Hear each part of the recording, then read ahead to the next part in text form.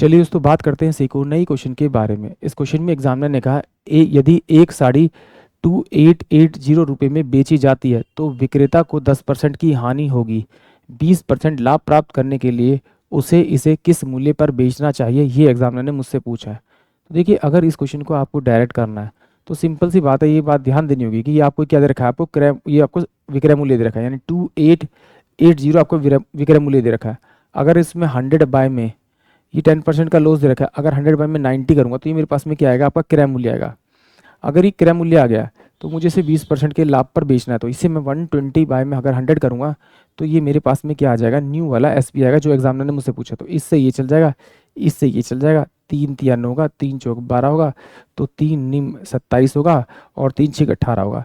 इसको 4 से मल्टीप्लाई करेंगे तो 0 6 चौक 24 का 4, हासिल लगी 2 9 चौक 36, 36 37 38, यानी कि नए वाला जो विक्रय मूल्य होगा वो 3840 रुपये का होगा।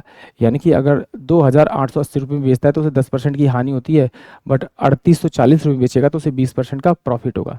इसको एक बार और देख लेते हैं। अगर इस तरह से नहीं करना, मान लेते हैं कि उसका जो क्रय मूल्य है वो 100 रुपये है, वो उसे बेचेगा 10% के लॉस पे। जब 10% के लॉस पे बेचेगा तो बेचेगा कितने में, 90 में। वो कितने बेच रहा है, 90 में बेच रहा है। जब वो उसे 90 में बेच रहा है तो वो चाहता है कि अब उसको प्रॉफिट में बेचना। कितने प्रॉफिट में बेचना चाहता है वो, आपका आपका 20% के प्रॉफिट पे।